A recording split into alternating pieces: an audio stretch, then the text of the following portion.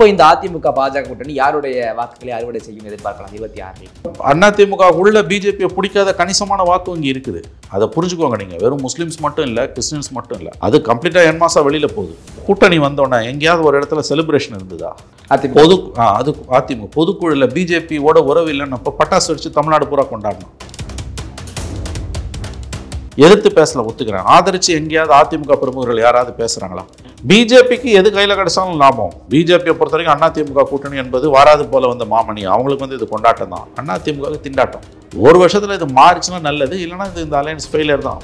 இன்னைக்கு ஏடிஎம்கேக்குள்ள கடுமையான ஒரு அதிருப்தி இருக்குது. நாளைக்கே தமிழக சட்டமன்றம், தமிழக அமைச்சரவை கூடி கலைக்கணும், அசம்பிளியை கலைக்கணும், எலெக்ஷனை வைங்க அப்படின்னு ஒரு ரெக்கமெண்டேஷன் கொடுக்குறாருன்னா கவர்னர் அதை ஏற்றுக்கிட்டு எலெக்ஷன் கமிஷன் 3 மாதத்தில் எலெக்ஷன் வச்சு தான் ஆகணும். அப்படி ஒருவேளை எலெக்ஷன் வருதுன்னா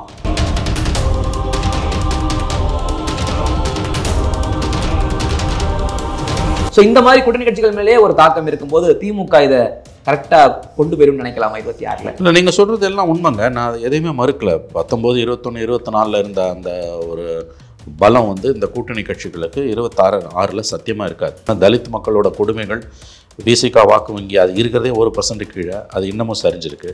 ஜெயிக்கிறது அவ்வளோ ஈஸி இல்லை. ஏன்னா அவங்க கூட்டணி திமுகவோட வாக்கு வங்கியே சரிஞ்சிருக்குங்க. அதில் ஒரு தியரி ரொம்ப விஷயம் தெரிஞ்சவங்க சொல்கிறது, for the first time Tamil Nadu assembly தொங்கு சட்டமன்றமாக வரப்போகுது. அதிமுக 20% ஓட்டு, இது ரெண்டும் சேர்ந்தா 38% ஓட்டு வந்துருன்றாங்க. 38% வந்தால் கூட அவங்களுக்கு 45% ஓட்டு இருக்குது. ஆனால் என்ன சிக்கல்னா, இந்த 30லும் இந்த 20, 38 சேர்ந்தா அது 38 ஆகணும்னு அவசியம் இல்லை, அது 28 கூட மாறலாம். ஏன்னா அதிமுகக்குள்ள பிஜேபியை பிடிக்காத வாக்கு வங்கி இருக்கும், முஸ்லீம் வாக்கு ஓட்ஸ் இருக்கும், இந்துஸ்லேயே பிஜேபியை பிடிக்காதவன் இருப்பான், அவன்லாம் வெளியில் போயிடும். அதனால தான் சொன்னால் பாலிடிக்ஸில் 2 + 2 0 ஆகும், 4 ஆகாது. விஜய் ஸ்பாயில் ஸ்போர்ட்டாக இருக்கார். விஜய் திமுக ஓட்டையும் உடைக்கிறார். திமுக காரங்க வெளிப்படையாக வெளியில் பேசும்போது எங்களுக்கு எதிரான ஓட்டை தான் அவர் உடைக்கிறாருன்னு அவங்களே சமாதானப்படுத்திக்கிறாங்க. இல்லை, அவர் திமுக எதிர் ஓட்டை மட்டும் உடைக்கல, திமுக ஓட்டையும் உடைக்கிறார். சீமான் விஜய் இப்போ பிஜேபி கூட்டணியில் போகலாம், அதுக்கு வாய்ப்பு இருக்குது, நான் மறுக்கல. 4 முனை போட்டி அல்லது 3 முனை போட்டி.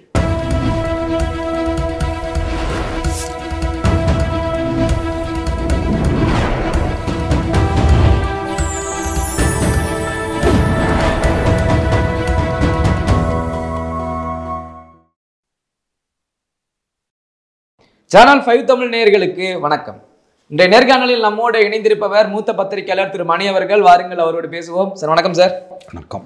சார், இது வரைக்கும் 2 கூட்டணியாக இருந்தது, அதிமுக பாஜக. இப்போ ஒரே கூட்டணி, என்டிஏ கூட்டணியில் வந்தாச்சு. இப்போ இந்த அதிமுக பாஜக கூட்டணி யாருடைய வாக்குகளை அறுவடை செய்யும் எதிர்பார்க்கலாம் 26? அது ஆன்டி டிஎம்கே வாக்குகளை தான் அறுவடை செய்யும், திமுக எதிரான வாக்குகளை தான் அறுவடை செய்யும்.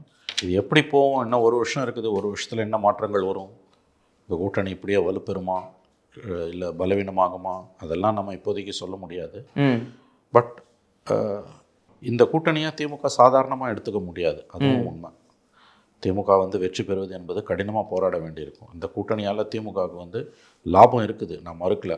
இப்போ 80லேருந்து 90% சிறுபான்மையின வாக்குகள் அப்படியே திமுக கூட்டணிக்கு போயிடும், அதில் மாற்று கருத்தே இல்லை. அது இவங்களுக்கு ஏடிஎம்கே பிஜேபிக்கு மிகப்பெரிய லாஸ் தான். விஜய்க்கு போக வேண்டிய சிறுபான்மையின வாக்குகள் கூட கணிசமான அளவு திமுக கூட்டணிக்கு போயிடும், நிச்சயமாக. அதில் மாற்று கருத்து வேண்டாம். அவர் புதிய நபர் இல்லை சார், அவர் விஜய் இல்லைங்க. அவங்கள பொறுத்த வரைக்கும், இப்போ சிறுபான்மையின மக்களை பொறுத்த வரைக்கும் அவங்களுக்கு இது வாழ்வா சாவா எலெக்ஷன். அதிமுக தனியாக நின்று, விஜய் தனியாக நின்று, அல்லது அதிமுக விஜய் கூட்டணி பிஜேபி தனியாக நின்று திமுக கூட்டணியோடு இருந்தால் அவங்க ஏடிஎம்கே கூட்டணிக்கு வாக்களிக்க வாய்ப்பு அதிகம், விஜய்க்கு வாக்களிக்க வாய்ப்பு அதிகம். இப்போ யார் வரக்கூடாதுன்றது தான் அவங்களுக்கு நோக்கம், யார் வரணுன்றது கிடையாது. யாருக்கு ஓட்டு போட்டால் பிஜேபி தோற்கடிக்கப்பட முடியுமோ அவங்களுக்கு தான் சிறுபான்மையின மக்கள் கணிசமான அளவு வாக்குகளை போடுவாங்க, நிச்சயமாக. அது இந்த விஜய்க்கு ஓட்டு போடுறது மூலமாக 4 ஓட்டு உடையும் போது அல்லது 3 உடையும் போது விஜயால் ஜெயிக்க முடியாதுன்றது எல்லாருக்கும் தெரியும், 26 ஜெயிக்க முடியாதுன்றது எல்லாருக்கும் தெரியும். அப்போ திமுக கூட்டணிக்கு போட்டால் தான் பிஜேபி கூட்டணியை வீழ்த்த முடியும். சிறுபான்மையின மக்களை பொறுத்த வரைக்கும் நிச்சயமாக நான் உறுதியாக சொல்வேன், 90% குறையாதவர்கள் முஸ்லீம்ஸ், கிறிஸ்டியன்ஸ் கண்டிப்பாக அவர்கள் கணிசமான அளவுக்கு திமுகவுக்கு தான் அவருடைய வாக்குகள் திரும்பும். யாருக்கு ஓட்டு போட்டால் பிஜேபி கூட்டணி தோற்கடிக்கப்பட முடியுமோ அவர்களுக்குத்தான் அவர்கள் வாக்களிப்பார். இதுக்கு பேர் டாக்டிக்கல் ஓட்டிங். அது கண்டிப்பாக இந்த எலெக்ஷனில் நடந்துடும். இந்த ஏடிஎம்கே பிஜேபி அலையன்ஸ் என்பது சவாலை உருவாக்கினாலுமே கூட இது ஸ்லைட் அட்வான்டேஜ் ஃபார் டிஎம்கே தான், அதில் எந்த சந்தேகமும் வேணாம். அதுவும் 3, 4 ஓட்டு உடையும் போது கண்டிப்பாக வந்து இது திமுக கூட்டணிக்கான ஒரு சாதகமான சூழ்நிலையை தான் உருவாக்கி இருக்கிறது என்று நான் பார்க்கிறேன். இல்லை சார், இத்தனை ஆண்டுகள் அரசியலில் இந்த சிறுபான்மையினர் ஓட்டு அப்படின்றது மேஜர் ப்ளே பண்ணுது. ஆனால் இந்த வாட்டி விஜயும் உள்ள வராரு. இப்போ அதிமுக இருக்கக்கூடிய ஓட்டும் அப்படியே பிஜேபியோட சேருது. இப்போ திமுகவுக்கு எகென்ஸ்டா சில அந்த எதிர்ப்பு ஓட்டுகளும் இருக்குது. இந்த வகையிலெல்லாம் சிறுபான்மையினருடைய மேஜர் ப்ளே இந்த வாட்டி ரொம்ப கம்மியாகுமோ? அதுதான் இவ்வளோ நேரம் சொன்னேன், மறுபடியும் ரிப்பீட் பண்ணுறேன். பிஜேபி அதிமுக கூட்டணி வராமல் அதிமுக தனியாவோ அல்லது விஜயோட சேர்ந்து கூட்டணி அமைச்சிருந்து பிஜேபி தனியாக குட்டி கட்சிகளோட போய் திமுக கூட்டணி சீமான் இந்த மாதிரி 4 முனை போட்டி வந்திருந்ததுன்னா அப்போ நீங்கள் சொல்லக்கூடிய வாக்குகள் முஸ்லிம்ஸ் கிறிஸ்டியன் திமுக கூட்டணிக்கு இருக்கக்கூடிய வாக்குகள் அதிமுக விஜய் கூட்டணிக்கு கணிசமாக போயிருக்கும். இந்த தடவை சத்தியமாக போகாது. ஏன்னா யார் வரக்கூடாதுன்றது அவங்களுக்கு மெயின் எய்ம். பிஜேபி வரக்கூடாதுன்னா அதுக்கு விஜய்க்கு ஓட்டு போட்டு எந்த பிரயோஜனமும் இல்லை. விஜயால் 26 ஆட்சி அமைக்கலாம் முடியாது. அது நம்மளை விட சிறுபான்மையின மக்களுக்கு ரொம்ப நல்லா தெரியும். யாருக்கு ஓட்டு போட்டால் திமுக பிஜேபி கூட்டணி தோற்கடிக்கப்படுமோ, பிஜேபி வருவது ஆட்சிக்கு வருவது தடுக்கப்படுமோ அந்த இடத்துல தான் அவங்க வாக்குகளை போடுவாங்க. ஆட்டோமேட்டிக்காக திமுக தான் போகும். இல்லை, நான் ஏன் கேட்டேன் அப்படின்னா, இப்போ சீமான் கட்சிகளில் சிறுபான்மையினர் இருப்பாங்க, இப்போ விஜய்க்கு ஆதரவாகவும் சிறுபான்மையினர் இருப்பாங்க, இப்போ டிஎம்கேல ஆட்டோமேட்டிக்காக இருப்பாங்க, ஏடிஎம்கேல இருக்க போகிறாங்க. இந்த இடத்துல யாருடைய ஓட்டு யாருக்கு பிரதிபலிக்க? இப்போ இவங்க எல்லாருமே ஒன்று சேர்ந்து ஒருத்தருக்கு போடணும்ல. அப்போ திமுக எல்லாரும் நாம் தமிழர் கட்சியில் இருக்கவங்களும் விஜயில் இருக்கவங்களும் ஒன்றா போவாங்க. இல்லைங்க, அந்த நாம் தமிழரில் வந்து சிறுபான்மையின வாக்குகள்லாம் குறைவு, ஞாபகம் வச்சுக்கோங்க. ஏடிஎம்கேக்கும் விஜய் வந்து அன்டெஸ்டட் பிளேயருங்க. அவர் என்னென்ன யாருக்குமே தெரியாது. ஓரளவு வாக்குகளை வாங்குவார்னு எல்லாருமே நம்புறாங்க, நானும் நம்புறேன். 15% வரைக்கும் வாக்குகளை வாங்கலாம்னு சொல்றாங்க. அது ஓரளவு உண்மை, நான் நம்புறேன். ஆனால் இந்த முறை பிஜேபி ஏடிஎம்கே வந்ததால் சிறுபான்மையின வாக்குகள் இன்க்ளூடிங் நாம் தமிழர் வாக்குகள், அங்கே போன சிறுபான்மையின வாக்குகள் கூட இந்த தடவை திமுக கூட்டணி தான் போகும். யார் வரக்கூடாதுன்றதான் அவங்க எய்ம். அதுதான் மறுபடியும் சொல்கிறேன், டாக்டிக்கல் ஓட்டிங். அதனால் இந்த அலைன்ஸால், ஏடிஎம்கே பிஜேபி அலைன்ஸால் சிறுபான்மையின வாக்குகளில் மறுபடியும் சொல்லுகிறேன் 90% திமுக கூட்டணிக்கு தான் போகும். இது திமுக கூட்டணிக்கு தான் அட்வான்டேஜ். ஏடிஎம்கே பிஜேபி கூட்டணி வந்தது என்பது திமுக கூட்டணிக்கு தான் அட்வான்டேஜ். விஜய் கிட்டத்தட்ட 26 வந்து தனித்து விடப்பட்டிருக்கிறார். அவரால் வந்து அவருக்கு ப்ரொஜெக்ட் பண்ணப்பட்ட 15% 20% வாக்குகள் என்பது இன்னும் கீழே தான் போகுமே ஒழிய குறையாது. கூடுவதற்கான வாய்ப்புகள் இல்லைன்னு தான் நான் பார்க்குறேன். சார், நீங்கள் சொல்கிற 90% சிறுபான்மையினர் ஓட்டு திமுகவுக்கே போனாலும் அது உங்கள் ஆட்சி நீடிக்க உதவும்னு நினைக்கிறீங்களா? இல்லை, அது வேற. அந்த கொஸ்டின் வேற. அது நல்ல கேள்வி. ஆட்சி நீடிக்குமா நீடிக்காதா, அதிமுக பாஜக கூட்டணி தோற்கடிக்கப்படும், ஜெயிக்குமா தோற்குமா, அது வேற. அந்த கொஸ்டின் வேற. அதுக்கு நான் இப்போ பதில் சொல்ல முடியாது. என்கிட்ட அதில் என்னால் ஒரு உறுதியான நிலைப்பாட்டை எடுக்க முடியல. நான் சொல்கிறது அந்த மைனாரிட்டிஸ் ஓட்டுன்ற கான்செப்டை பொறுத்த வரைக்கும் கண்டிப்பாக அது 90% என் மாசா திமுக கூட்டணிக்கு தான் போக போகுது. ஏன்னா அவர்களை பொறுத்தவரை பிஜேபி வரக்கூடாது, அவ்வளோதான். ஆனால் மைனாரிட்டிஸ் ஓட் 90% திமுக பக்கம் போகிறதால அந்த ஒரு ஆஸ்பெக்டாலேயே திமுகவால் வந்து ஆட்சியை தக்க வைத்துக் கொள்ள முடியுமா? ஏன்னா இப்போ 4 முனை போட்டி கிட்டத்தட்ட உறுதியாயிடுச்சு. திமுக கூட்டணி, பிஜேபி கூட்டணி, சீமான் விஜய்னு வந்தாச்சு. 4 முனைனே வச்சுப்போம். சீமான் வந்து பிஜேபி பக்கம் போவாருன்றாங்க. எனக்கு என்னமோ அதில் நம்பிக்கை இல்லை. 4 முனைன்னு இப்போதைக்கு வச்சு பேசுவோம். இந்த 4 முனை போட்டியில் வந்து ஸ்லைட் அட்வான்டேஜ் டிஎம்கேக்கு இருக்குது. ஆனால் அவங்க ஸ்வீப் பண்ணுவாங்க, ஈஸியாக ஜெயிப்பாங்கன்னா கண்டிப்பாக சொல்ல முடியாது.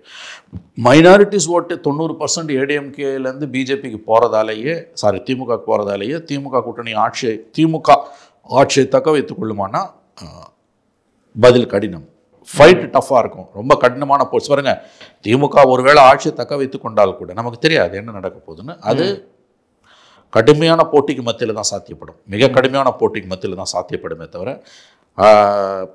மற்றபடி வந்து அவங்க கேக் வாக்கு, அதாவது 96 ஜெயலலிதா நரசிம்மராவ் அலையன்ஸ் வந்தப்போ, காங்கிரஸ் அண்ணா திமுக கூட்டணி வந்தப்போ காங்கிரஸ் உடஞ்சி மூப்பனார் திமுகவில் போய் ஈஸியாக ஸ்வீப் பண்ணிட்டு வந்த மாதிரிலாம் வர முடியாது. இப்போ பிஜேபி ஏடிஎம்கே அலையன்ஸுக்கு எதிராக சிறுபான்மையின மக்கள் எவ்வளோ தூரம் இருந்தாலும் இன்னும் 1 வருஷம் இருக்குது. அந்த 1 வருஷத்தில் இந்த கூட்டணிக்கான அக்செப்டன்ஸ் கூடலாம், மக்கள் மனங்களில் இது கூட்டணிக்கான ஆதரவு கூடலாம். இதில் திமுக வந்து இன்னும் அன்பாப்புலர் ஆகும். அடுத்த 1 வருஷத்தில் மக்கள் மத்தியில் அன்பாப்புலர் ஆகுதான் போகுது. ஆன்டி இன்கம்பன்சி கடுமையாக இருக்கும்.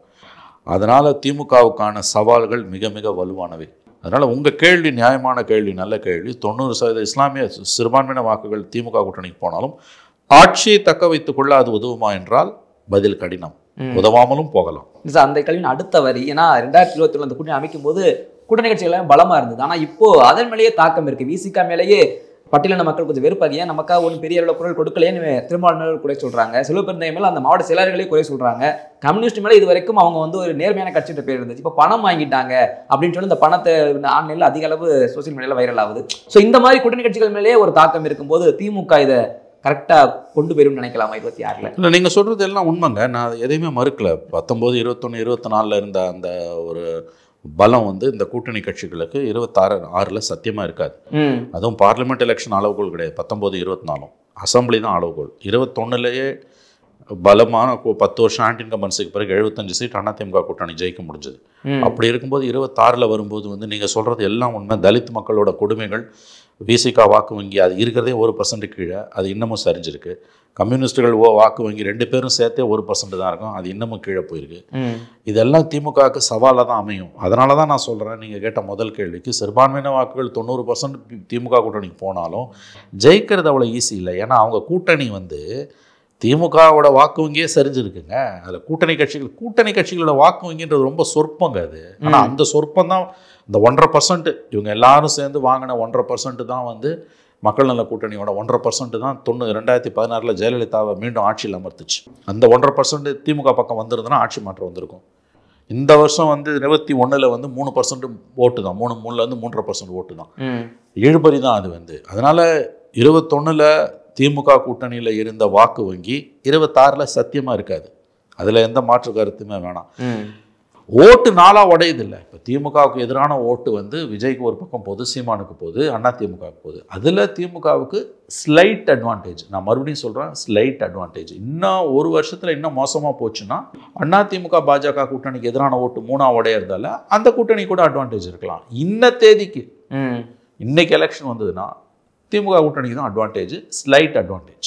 சார், பல கணக்குகள் இருந்தாலும் என்னுடைய ஒரு கணக்கான கேள்வி என்னன்னா, இதனால் வரைக்கும் முதல் இடத்துல திமுக கூட்டணி வச்சிருந்தோம், 2ஆம் இடத்துல அதிமுக வரப்போதா பாஜக வரப்போதா இப்படித்தான் பார்த்துக்கிட்டே இருந்தது. 2வது இடத்துக்கு தான் போட்டின்னு திமுக முதற்கொண்டு பேசுச்சு. இப்படி இருக்கும்போது 2வது இடத்திற்கு போட்டி போடக்கூடிய 2 நபர்கள் முன் சேர்ந்துட்டாங்கன்னா அந்த ஈக்குவல் பண்ணா என்ன ஆகும்னு நினைக்கிறீங்க? முதல் இடத்துக்கு வர இல்லை, அதில் ஒரு சிக்கல் இருக்கு. பாலிடிக்ஸில் வந்து 2+2 4 ஆகாது, சம்டைம்ஸ் 0 ஆகிடும். 2+2 0 ஆகும், 0 ஆகும். ஞாபகம் வச்சுக்கோங்க. இப்போ நான் ஒன்று கேட்குறேன் உங்களுக்கு, திமுகவுக்கு பாரம்பரியமாக அதிமுகவுக்கு 30% ஓட்டு, திமுகவுக்கு 25% ஓட்டு. பாரம்பரியமாக கொஞ்சம் கூட குறையும்னு வச்சுக்கோங்க. இந்த 2 பேரும் ஒன்றும் சேர்ந்துட்டாங்கன்னா மற்றவங்க எல்லாம் சைபர்னு சொல்லிட முடியுமா? முடியாது. 30-25 சேர்ந்தா தலைவர்கள் தான் சேருவாங்களே இல்லையா, ஓட்டு விழாது. 25 திமுக ஆன்டி டிஎம்கேல இருக்க வாக்கு வங்கி அடிப்படையில் அதிமுக எதிர்ப்பு வாக்கு வங்கி. அதை விட முக்கியமாக அதிமுகவோட வாக்கு வங்கி 90% அது ஆன்டி டிஎம்கே ஓட் பேங்க். அது சேர்ந்தா 0 ஆகிடும். காங்கிரஸும் அதிமுகவும் 96 இப்படி தான் சேர்ந்தாங்க. காங்கிரஸுக்கு 26% ஓட்டு, ஜெயலலிதா 35% ஓட்டு, 60% ஓட்டு இருக்குது, ஈஸியாக ஜெயிச்சிடலான்னு வந்தாங்க. அதிமுக ஓட்டு வங்கியே செறைஞ்சு கிடந்தது. ஜெயலலிதா காங்கிரஸில் 26% ஓட்டு, 15-16% வெளியில் போச்சு. அதான் சொன்னேன், 2+2 0 ஆகும். அதுக்கு தான் உதாரணம். இப்போ அதிமுகவும் திமுகவும் 2 பேரும் சேர்ந்து மொத்தம் அவங்க 2 பேரோட வாக்கு வங்கி என்பது ஒரு 60லேருந்து 65% இருக்கும். ஓகே, அவங்க 2 பேரும் கூட்டணி வச்சிடுறாங்க, மற்றவங்க எல்லாம் சைபர் ஆகிடுவாங்களா? அவங்க 2 பேரும் கூட்டணி வச்சாலே அது மோசமாக போயிடும், அது தோல்வியில் தான் போய் முடியும். அதனால் இந்த பிஜேபி ஏடிஎம்கே அலையன்ஸ் ஒன்று சேருதுன்னா இப்போ அவங்க என்ன சொல்கிறாங்க, 2024 லோக்சபா எலெக்ஷனை வச்சு என்டிஏ வந்து 18% ஓட்டு இல்லையா? ஆமாம். அதிமுக வந்து 20% ஓட்டு. இது 2 சேர்ந்தா 38% ஓட்டு வந்துருன்றாங்க. 38% வந்தால் கூட அவங்களுக்கு 45% ஓட்டு இருக்குது. ஆனால் என்ன சிக்கல்னா, இந்த 30லும் இந்த 20 38 சேர்ந்தா அது 38 ஆகணும்னு அவசியம் இல்லை, அது 28 கூட மாறலாம். ஏன்னா அதிமுகவுக்குள்ள பிஜேபியை பிடிக்காத வாக்கு வங்கி இருக்கும், முஸ்லீம் வாக்கு ஓட்ஸ் இருக்கும், இந்துஸ்லேயே பிஜேபியை பிடிக்காதவன் இருப்பான், அவன்லாம் வெளியில் போயிடும். அதனால தான் சொன்னேன், பாலிடிக்ஸில் 2+2 0 ஆகும், 4 ஆகாது. இது ஒரு டஃப் ஃபைட்டுங்க. நான் அதே நேரத்தில் வந்து 45% பார்லிமெண்ட் எலெக்ஷனில் திமுக கூட்டணிக்கு இருந்தது அசம்பிளியில் அப்படியே இருக்குன்னு நான் சொல்லலை, அதுலேயும் சரிவு இருக்குது. இந்த 20+18 பிஜேபியை பிடிக்காதனால இதுலேயும் சரிவு இருக்குது. விஜயும் சீமானும் உடைக்கிறாங்க, குறிப்பாக விஜயோட ஓட்டு, விஜய் எல்லார் ஓட்டையும் உடைக்கிறாரு.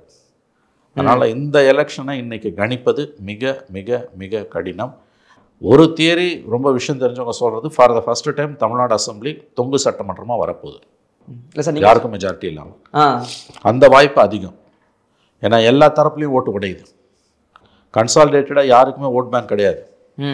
விஜய் வந்து ஸ்பாயில் ஸ்போர்ட்டாக இருக்கார். விஜய் திமுக ஓட்டையும் உடைக்கிறார். திமுககாரங்க வெளிப்படையாக வெளியில் பேசும்போது எங்களுக்கு எதிரான ஓட்டை தான் அவர் உடைக்கிறாருன்னு அவங்களே சமாதானப்படுத்திக்கிறாங்க. இல்லை, அவர் திமுக எதிர் ஓட்டை மட்டும் உடைக்கல, திமுக ஓட்டையும் உடைக்கிறார்.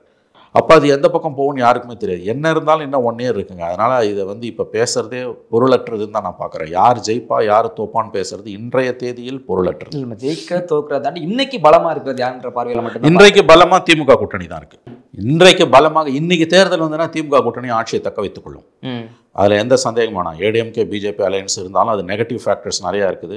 கீழே எவ்வளோ தூரம் ஜெல்லாவும் தெரியல. பல இடங்களில் ஏடிஎம் வரலாறுல வேற மாதிரி இருக்கு சார். ஹிஸ்டரி எடுத்தோம்னா திமுக தொடர்ந்து 2 முறை இல்லை, அதெல்லாம் வரலாறு. நமக்கு பிடிச்ச மாதிரி தான் ஒரு பதில் கிடைக்கணும்னு நம்ம நினச்சோன்னா அது கிடைக்காது. அது முதல்ல புரிஞ்சுக்கோங்க. பாசிபிள் தியரிஸை தான் நம்ம பேச முடியும். நான் சொல்கிறது நடந்துரும் நான் சொல்லலை. பாசிபிலிட்டிஸ், வாய்ப்புகள் கூட தான் நம்ம பேச முடியும்.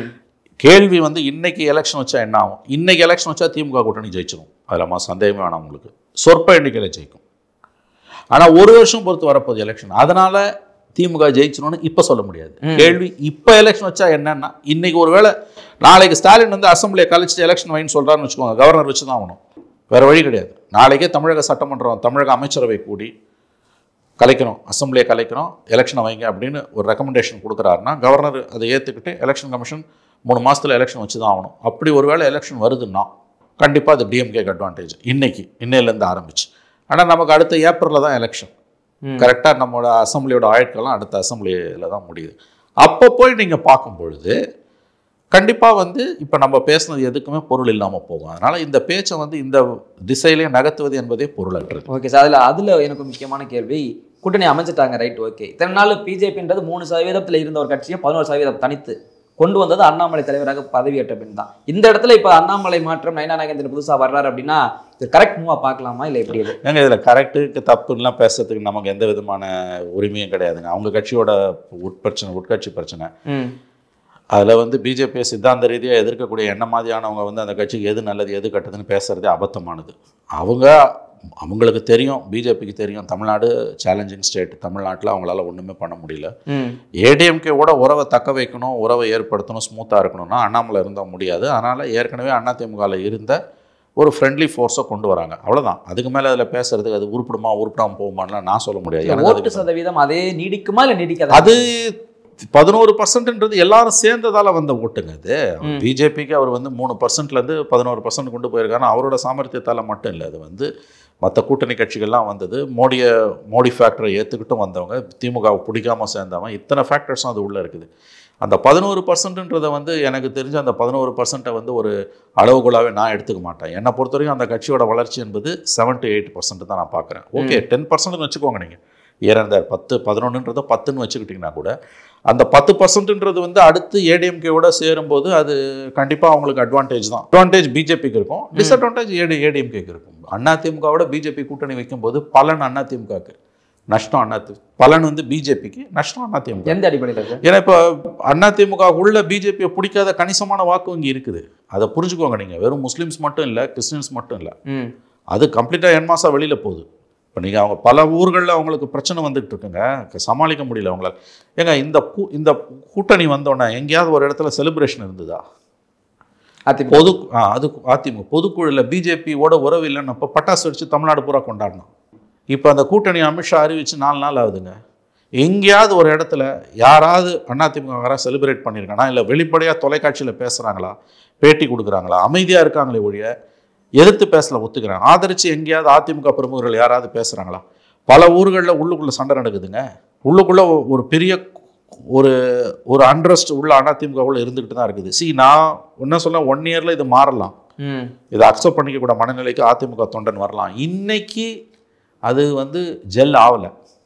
ஏன்னா அவ்வளோ தூரம் 1.5 வருஷம் பேசாத பேச்செல்லாம் பேசியாச்சு.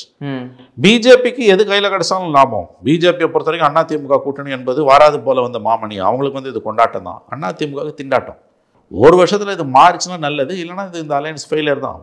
அண்ணாமலை நீங்க சொன்னது அப்படி திருப்பி போட்டு பாக்குறாங்க சார் சில பேர். இது அதிமுகவுக்கு திண்டாட்டம் அப்படின்ற மாதிரில இருக்குது. முட்டாள் கூட்டணிக்கான ஆள் யாருமே இல்லை, டிவிக்கு மட்டும் முட்டாள்தனமா பேசுறாங்க அவங்க. அதிமுகன்றது பெரிய கட்சிங்க, அது பிஜேபின்றது அதிமுகவோட சின்ன கட்சி, கீழே இருக்க கட்சி தான். அதிமுக எக்கடா கட்டு போகிறத பற்றி பிஜேபிக்கு என்ன கவலை? எதையோ பார்த்து ஏதோ சூடு போட்டுக்குச்சுன்ற கதை தான். அவன் தனியாக நின்னா கூட 20 சீட்டு 30 சீட்டு ஜெயிப்பாங்க. நீ தனியாக 1 சீட்டு ஜெயிப்பியா?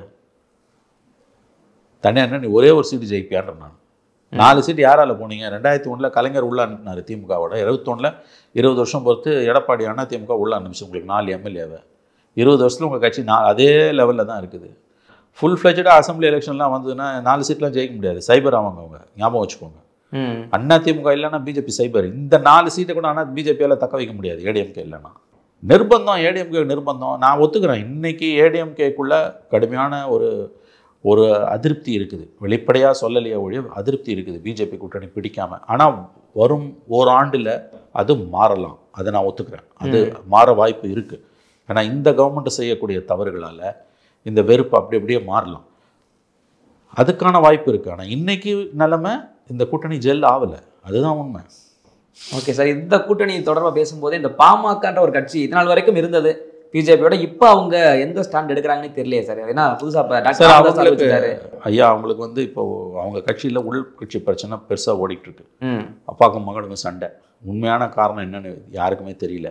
ஏன்னா மகனை வந்து தலைவர் பதவியிலேருந்து நீக்கும் போது அப்பா சொன்ன காரணம், இதுக்கு நிறைய காரணம் இருக்குது, சிறுக சிறுக சொல்லுவேன்னாரு. ஒரு காரணத்தை கூட அவர் சொல்லலை. கட்சிக்குள்ள பெரிய மோதல் நடந்துகிட்டு இருக்குது, அது எங்கே போய் முடியும்னு நமக்கு தெரியல. ஆனால் அவங்களுக்கு பிஜேபி அலையன்ஸ், ஏடிஎம்கே அலையன்ஸை விட்டால் வேறு வழியே கிடையாது, வேறு எங்கேயும் அவங்க போக முடியாது. கண்டிப்பாக அவங்க திமுக கூட்டணி வர முடியாது. விசிகே இருக்குது, விசிகே கண்டிப்பாக வெளியில் போயிடுவாங்க. விசிகே வெளியில் போனால் திமுக கூட்டணியோட நம்பகத்தன்மை மிகப்பெரிய அளவில் சரியும். அதனால் ஒருபோதும் ஸ்டாலின் அவர்கள் விசிகாவை இழக்க மாட்டார், பாமகவை கூட்டணியில் சேர்க்க மாட்டார். ஒரே ஆப்ஷன் ஏடிஎம்கே பிஜேபி அலையன்ஸ் தான். அதுக்கு இன்னும் நாள் இருக்குது, ஒரு வருஷம் இருக்குது. முதல்ல அவங்க உட்கட்சி பிரச்சனையை அவங்க சரி பண்ணணும். சரி பண்ண பிறகு தான் அது சரியாகும். அது சரியாயிடும் தான் நான் நம்புகிறேன். இது ஒன்றும் பெருசாலாம் இதில் ஒன்றும் இந்த கட்சியில் வந்து பெரிய அளவில் அது வந்து பாதிப்பு, அதுவே சின்ன கட்சி. அதனால் அவங்களுக்கு இது ஒன்றும் பெரிய பாதிப்பை பாமக ஏற்படுத்தும்னு நான் நினைக்கல. எலெக்ஷன் வரும்போது எல்லாம் ஒன்றாயிடுவாங்க, அதில் ஒன்றும் பிரச்சனை இல்லை. ஓகே சார், இந்த பக்கம் திமுக கூட்டணி இல்லை, திமுக, காங்கிரஸ், 2 கம்யூனிஸ்ட்களையும் வச்சுக்கலாம், விசிக, மதிமுக, 5 பலம் கொண்ட இந்த பக்கம் அதிமுக, பாஜக, பாமக இணைந்தால் கண்டிப்பாக இணைஞ்சிருவாங்க சார், அது மாற்று கருத்து வேணா. தேமுதிக வாங்க தான், தேமுதிக இதுக்கு டஃப் ஃபைட் கொடுக்குற அளவுக்கு இருக்கா சார்? காம்படிஷன் 2 பக்கமே சதவீதங்கள் சரியா வரும் நினைக்கிறேன், ஈக்குவல் ஃபைட் இருக்குதா பார்த்தாங்க. இதுதாங்க நான் சொல்ல வரேன். இந்த 2 பேர் மத்தியில் நீங்கள் 3ஆவதா ஒன்று மறந்துட்டீங்க, விஜய். சீமானை விட விஜய்க்கு தான் வந்து இந்த முறை வந்து அதிகப்படியான பாத்தியதை இருக்குது. சீமான் கட்சியிலேருந்தே கிட்டத்தட்ட 40% மேலே வாக்குகள் விஜய் கட்சிக்கு போயிடுச்சு. ஸோ விஜய் யார் ஓட்டெல்லாம் உடைக்க போகிறாரு? விஜய் திமுக எதிர் ஓட்டை மட்டும் இல்லை, திமுக ஓட்டையும் உடைக்கிறார். அதனால தான் நான் சொல்கிறேன், இந்த இப்போ பேசுனா இன்னைக்கு தேர்தல் வந்ததுன்னா திமுகவுக்கு தான் அட்வான்டேஜ். ஆனால் ஒரு வருஷம் பொறுத்து தேர்தல் வரதால இது எப்படி போகும்னு இப்போ சொல்ல. இன்னைக்கு சூழ்நிலைக்கு இந்த 2 பலம் கொண்டதோட சீமான் தனித்து நின்றும் தாவேக்கா தனித்து நின்றும் 4 முனை போட்டியா இருந்தா என்ன தாக்கமா இருக்கும்? ஒருவேளை சீமானும் விஜயும் ஒன்றிணைந்தால் 3 முனை போட்டியா இருந்தா என்ன தாக்கம் இருக்கு? விஜயம் ஒன்று சேர மாட்டாங்க. சீமான் பிஜேபி கூட்டணியில கூட சேரலாம், விஜயோட சேர மாட்டார். விஜய் அவரை சேர்க்க மாட்டார், எழுதி வச்சுக்கோங்க. விஜய் சீமான் கூட்டணி 100% கிடையாது. சீமான் விஜய் இப்போ பிஜேபி கூட்டணியில போகலாம், அதுக்கு வாய்ப்பு இருக்கு, நான் மறுக்கல. 4 முனை போட்டி அல்லது 3 முனை போட்டி. ஒரு வருஷம் இன்னிலேருந்து ஒரு வருஷம் பொறுத்து வரும்போது டஃப் ஃபைட் இருக்கும், அதை நான் ஒத்துக்கிறேன். மிக கடுமையான போட்டி இருக்கும். திமுக ஜெயித்தாலும் சொற்ப எண்ணிக்கையில் தான் ஜெயிக்கும். அதைத்தான் நான் முதலேருந்தே சொல்லிகிட்டு இருக்கேன். ஃபார் த ஃபர்ஸ்ட் டைம் தமிழகத்தில் தொங்கு சட்டமன்றம் வருவதற்கான வாய்ப்புகள் பிரகாசமாக மாறிக்கொண்டிருக்கின்றன. என்னுடைய பல்வேறு கேள்விகளுக்கு நேரத்தை ஒதுக்கி பதில் நம்பிக்கை ரொம்ப நன்றி சார். நன்றி சார், நன்றி சார், நன்றி சார்.